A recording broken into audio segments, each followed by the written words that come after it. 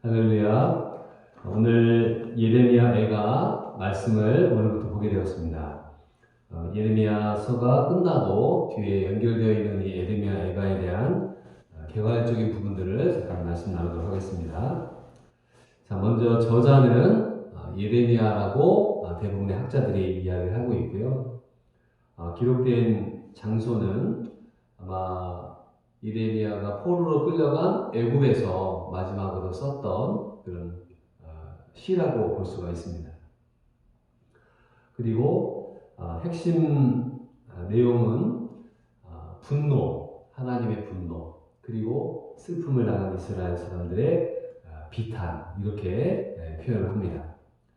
자, 이 예레미야의 애가에 나와 있는 전반적인 분위기는 슬픔의 신학이에요. 슬픔의 신학. 너무나 처참한 전쟁의 패자가 겪어야 될 고통에 대한 것들을 기록을 하고 있습니다. 그래서 예레미야의 눈물, 예레미야의 슬픈 노래, 이렇게 표현을 하고, 이 슬픔의 신학이 이제 맨 마지막으로 가서는 소망의 신학으로 바뀝니다. 1장부터 5장까지 이 성경이 되어 있는데 1장과 2장, 4장과 5장은 22절로 되어 있어요. 그리고 3장은 66절로 되어져 있습니다. 그럼 뭔가 반복되어져 있는 것들이 규칙성이 있기 때문에 뭔가의 규칙이 있다는 뜻입니다. 그건 뭐냐? 히브리어의 자음이 22개가 있거든요. 그 22개를 운율에 맞춰서 노래를 부른 것입니다. 우리나라 기역, 니은, 디귿 이런 순서 있잖아요.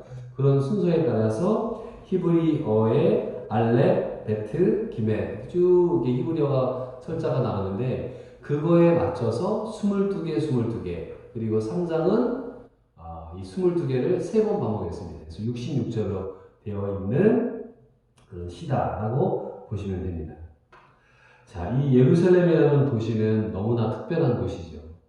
400년 동안 단 한 번도 함락당한 적이 없는 천연의 요새였던 이 예루살렘이 드디어 함락이 되어서 아주 처참한 모습으로 고통을 당하는 모습들을 이 예레미야가 기록을 하게 되었습니다. 자, 성경을 읽다 보면 첫 번째 단어가 굉장히 중요한데요. 예레미야 애가의 첫 번째 단어는 슬프다입니다. 슬프다. 히브리어로는 에카라는 단어인데 그 슬픔을 표현하는 이 단어가 이 예레미야 전체의 그런 주제라고 할 수가 있겠습니다. 자, 1절을 보시면은 슬프다 이 성이여 전에는 사람들이 많더니 이제는 어찌 그리 적막하게 앉았는고 전에는 열국 중에 크던 자가 이제는 과부같이 되었고 전에는 열방 중에 공주되었던 자가 이제는 강제 노동을 하는 자가 되었다. 그래서 1절에는 이 두 가지 과거와 현재를 계속 이야기합니다. 과거는 어떻습니까? 전에는 하나님의 은혜를 누리던 시대, 하나님의 축복을 누리던 시대가 있었습니다. 그런데 지금은 하나님께서 축복을 거두어 가신 그런 비참한 모습을 보여주고 있어요. 자, 전에는 사람들이 너무나 많은 도시였지만 이제는 사람이 없고, 전에는 공주되었던 자가 이제는 조공을 바치는 자가 되었다. 2절에 보면은 밤에는 슬피 우니 눈물이 뺨에 흐르며 사랑하는 자들 중에 그에게 위로하는 자가 없고 친구들도 다 배반하여 원수들이 되었도다. 자, 사람이 힘든 하루를 보내고 나서 밤이 되면은 안식을 하잖아요. 잠을 자잖아요. 그런데 이 예레미야 애가에서는 밤에 슬픈 눈물을 흘립니다. 왜냐하면 과거에 그 영광을 생각해 보니 얼마나 슬프겠습니까? 그래서 밤에 이 감정이 복받쳐서 우는데요. 눈물이 뺨에 흐르게 되었다. 그러면서 이 시인은 사랑하는 자들 중에 그에게 위로하는 자가 없다. 인생은 위로자가 필요하거든요. 시험을 못 봤을 때 누군가가 와서 괜찮아 다음에 또 잘 보면 되지 위로해 주면은 마음의 위로를 얻습니다. 또 어떤 그 경기를 했는데 경기에 졌어요. 그러면은 낙심되지 않겠습니까? 그러나 또 와서 누군가가 다음 경기에 이기면 돼 라고 위로해 주면은 그 슬픔과 실패를 이겨낼 수 있는 힘을 받을 수가 있거든요. 그래서 때로는 가족들끼리 위로하고 친구들이 위로해주고 또 많은 사람들의 위로 때문에 우리가 살아가고 있는 것입니다. 그런데 이스라엘 백성들은 이제 더 이상 위로자가 없어요. 그 단어가 계속 나옵니다. 17절에도 보면은 시온이 두 손을 폈으나 그를 위로할 자가 없도다. 21절도 나옵니다. 그들이 내게 탄식하던 것을 들었으나 나를 위로하는 자가 없으며. 그 위로자는 사람일 수도 있지만 이제 하나님의 영이 떠난 그 예루살렘 도시를 바라보며 하나님이 없는 도시의 그 비참한 모습을 보여주고 있는 것입니다. 자, 친구들은 누구였습니까? 친구들은 주변에 있는 나라들이었죠. 애굽, 모압, 암몬, 이스라엘과 아주 경제적으로 무역을 하던 나라들이었습니다. 그러나 이제 바벨론이 쳐들어오니까 그 친구들은 다 배반하고 떠나가게 되었습니다. 자, 3절 보실까요? 3절 보시면은 유다는 환난과 많은 고난 가운데에 사로잡혀 가도다. 그가 열국 가운데에 거주하면서 쉴 것을 얻지 못하며 그를 핍박하는 모든 자들이 궁지에서 그를 뒤따라 잡았도다. 자, 여기 말씀 보니까 쉴 곳을 얻지 못했다라고 되어 있어요. 이스라엘 백성들이 쉴 곳은 피난처, 또 푸른 초장, 또 하나님이 거하시는 성전이잖아요. 근데 그 이제 안식처가 없는 그들의 비참한 모습을 보게 됩니다. 하나님이 없는 인생은 안식처가 없는 인생이다라는 것을 보여주고 있어요. 자, 4절에는 그 도시의 모습을 보여주고 있습니다. 4절입니다. 시온의 도로들이 슬퍼하며 절기를 지키러 나가는 사람이 없음이로다. 모든 성문들이 적막하며 제사장들이 탄식하며 처녀들이 근심하며 시온도 곤고를 받았도다. 이 도시의 모습을 보여주는데 이 도시는 사람들이 슬퍼해야 되는데 사람들이 없어요. 누가 슬퍼하느냐? 도로가 슬퍼합니다. 도로가. 왜냐하면은 그 도로에 사람들이 다니지 않기 때문에 이 도로를 의인화해서 이제 도로가 슬퍼한대요. 절기를 지키러 나가는 사람들이 없다. 이스라엘 백성들이 절기를 지켰거든요. 안식일, 또 월사, 안식년, 또 유월절, 많은 절기들이 있었는데 이제는 그 절기를 지키러 다니는 사람들이 없는 그 죽음의 도시를 보여주게 됩니다. 자, 5절 말씀입니다. 5절 말씀 보시면요. 그의 대적들이 머리가 되고 그의 원수들이 형통함은 그의 죄가 많음으로 여호와께서 그를 곤고하게 하셨습니다. 어린 자녀들이 대적에게 사로잡혔도다. 아멘. 자, 그 대적들이 이제 머리가 되었고요. 원수들이 형통하게 되었다. 왜요? 그 이유가 나오죠. 그의 죄가 많음으로 여호와께서 그를 곤고하게 하셨다. 그들이 이러한 형벌을 받고 있는 이유를 이야기하는 거예요. 우리가 하나님의 말씀을 떠나고 하나님께서 우리를 곤고하게 하셨구나 라는 것을 그들이 깨닫게 되었습니다. 6절입니다. 딸 시온의 모든 영광이 떠나가며 그의 지도자들은 꼴을 찾지 못한 사슴들처럼 뒤쫓는 자 앞에서 힘없이 달아났도다. 자, 이 도시 시온, 예루살렘 별명이죠. 이 예루살렘의 모든 영광이 떠나갔다.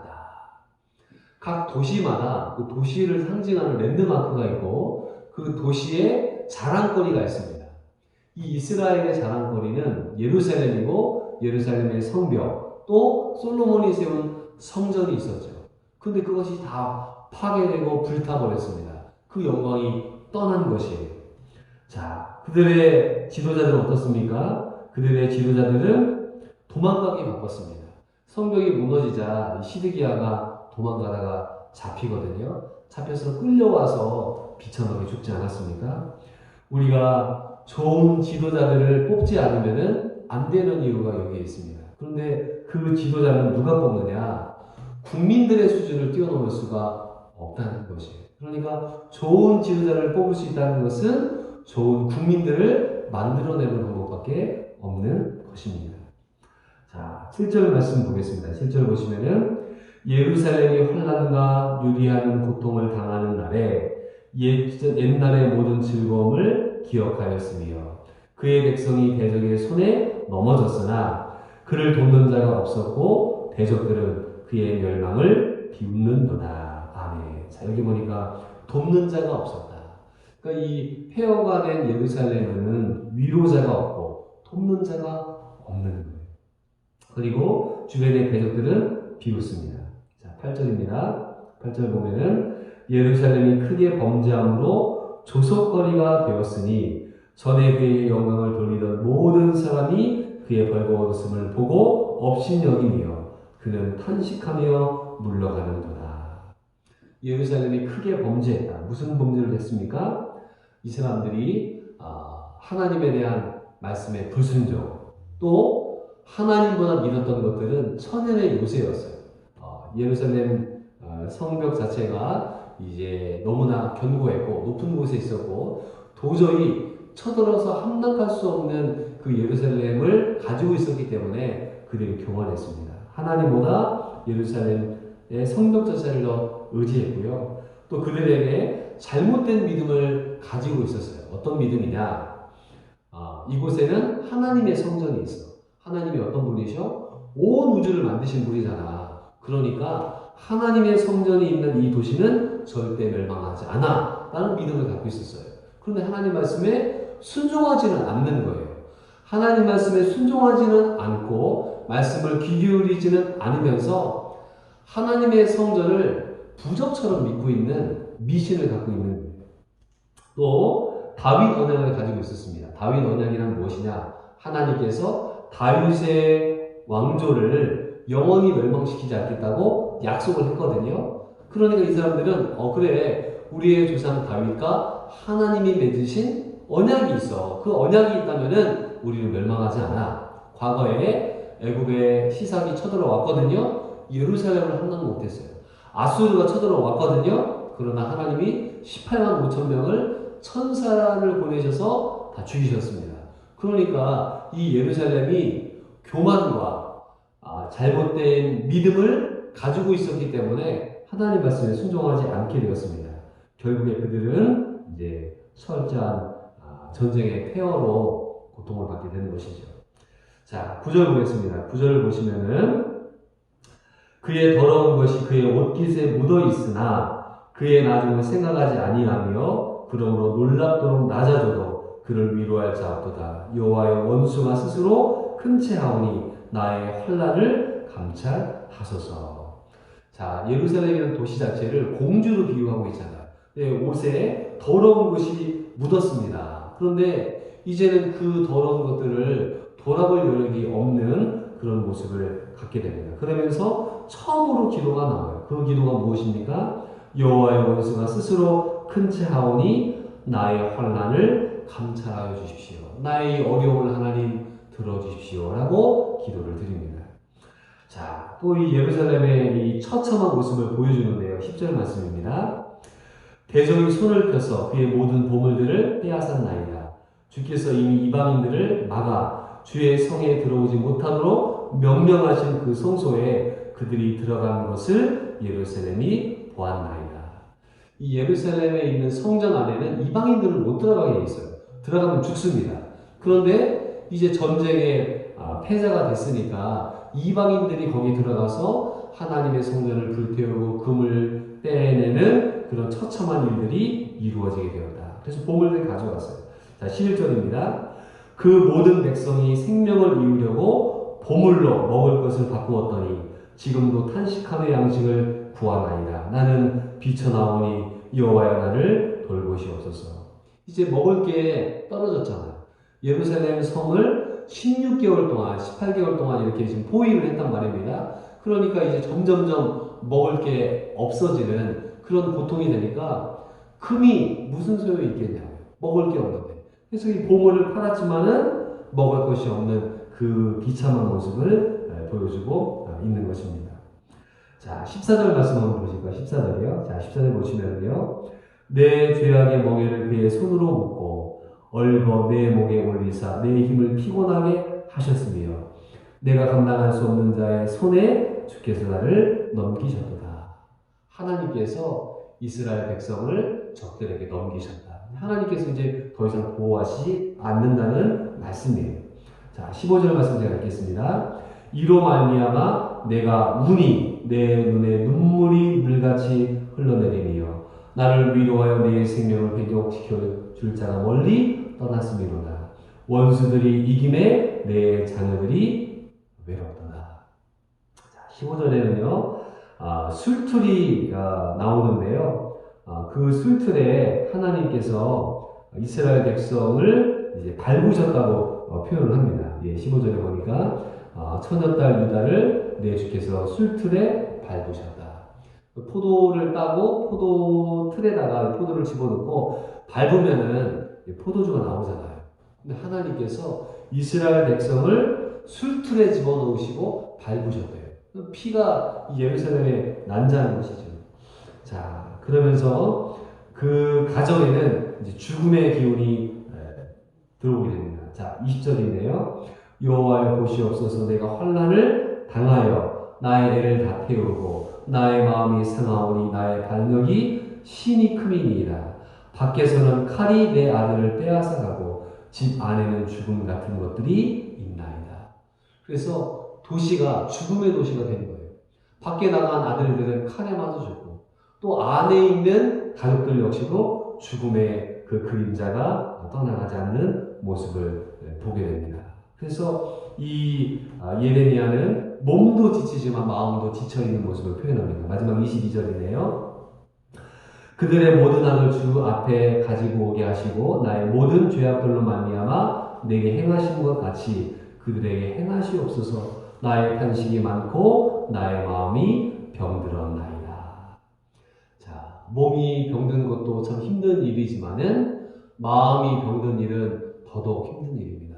그래서 우리가 어떤 일을 하게 될 때 욕구라는 게 있어요. 욕망이라는 게 있어요. 하려는 의지라는 게 있어요. 근데 이 이스라엘의 이 처참한 모습에 선지자마저 마음에 병이 들었습니다. 그래서 그 나라를 재건할 힘이 없는 그 모습을 보여줍니다. 자, 오늘 말씀 우리가 읽으면서 마음이 참 답답하네요. 그러면서 몇 가지 교훈을 살펴보고 마치겠습니다. 자, 첫 번째는 죄의 결과는 사망이다. 죄를 지면은 파멸이다라는 것을 보여줍니다. 개인의 죄가 있는데 그 개인들이 점점 죄를 짓잖아요. 공동체의 죄가 됩니다. 그 공동체의 죄가 되잖아요. 그럼 나라의 죄가 됩니다. 그 나라는 어떻게 됩니까? 하나님의 심판을 받는다. 이게 성경의 역사예요. 두 번째, 죄에 빠진 개인, 교회, 기관들은 심판을 피할 수가 없다. 예레미야 그 전에 수많은 선지자가 와서 예언했죠. 너희들 하나님 말씀대로 순종하지 않으면은 너희들 멸망할 거야. 근데 그걸 듣지 않아요. 결국에는 그 심판을 피할 수가 없게 된다는 것을 예레미야의 말을 통해 깨닫게 됩니다. 세 번째는 하나님은 말씀을 이루시는 분이라는 거예요. 만약에 예루살렘이 멸망하지 않았다. 그거는 하나님이 말씀하신 것이 이루어지지 않게 되는 것이에요. 그러니까 하나님이 다윗과 맺은 언약이 있지만 그 언약 안에는 하나님 말씀에 순종할 때 그 민족을 지키신다고 되어 있거든요. 순종하지 않으니까 그 언약을 이스라엘 백성이 먼저 파괴한 것입니다. 그래서 결국에 이 하나님 말씀은 그 말한 대로 이루시는 분이라는 것이에요. 자, 네 번째는 삶의 고통 가운데 하나님을 돌아보게 한다는 것입니다. 보통 사람들은 하나님을 생각할 수가 없어요. 예. 뭐 밥 먹고 자고 일하고 아무런 문제가 없는데 하나님을 생각한다? 그거는 기적 중에 기적인 것입니다. 언제 하나님을 생각하느냐? 죽음의 위기에 왔을 때, 병원에서 수술을 받게 될 때, 군대에 가기 위해서 집을 나갈 때, 이민 가기 위해서 비행기를 탈 때, 정말 전쟁터에 나가게 될 때, 그럴 때가 아니면은 하나님을 생각한다는 것 자체가 불가능한 것입니다. 그래서 고통은 하나님의 외침을 듣는 확성기라고 이야기를 하는 것입니다. 자, 두 가지 질문을 드리겠습니다. 나의 위로자가 누구인가? 나의 돕는 자가 누구인가? 오늘 예레미야는 위로자가 없고 돕는 자가 없는 그 슬픔의 노래를 부르고 있습니다. 사랑하는 성도 여러분, 오늘 우리의 위로자가 하나님이시고 우리의 돕는 자가 하나님이시라는 것을 믿고 오늘도 믿음으로 승리하며 말씀대로 순종하시는 하나님의 사람 되시기를 주의 이름으로 축원드립니다. 아멘. 기도하겠습니다. 하나님 아버지, 예레미야의 말씀을 읽을 때 우리의 마음이 답답하고 정말 힘듭니다. 그러나 하나님이 말씀을 통해서 이스라엘의 죄는 그 값을 치른다는 것을 깨닫게 하십니다. 우리에게 위로자가 없고 도울 자가 없다는 그때의 그 외침이 하나님 우리에게 교훈을 주며 나의 도움은 하나님이시고 나의 위로자는 하나님이심을 믿고 사는 저희를 되게 하옵소서. 하나님, 이 땅에 많은 사람들의 고통받는 소리가 너무나 들립니다. 전 세계 신음하는 소리가 들립니다. 그들을 위로할 자가 누구입니까? 하나님밖에 없습니다. 그들을 도울 자가 누구입니까? 하나님 외에 없습니다. 그 하나님의 위로하심과 도우심이 오늘 하루도 함께하여 주옵소서. 예수님의 이름으로 기도드리옵나이다. 아멘.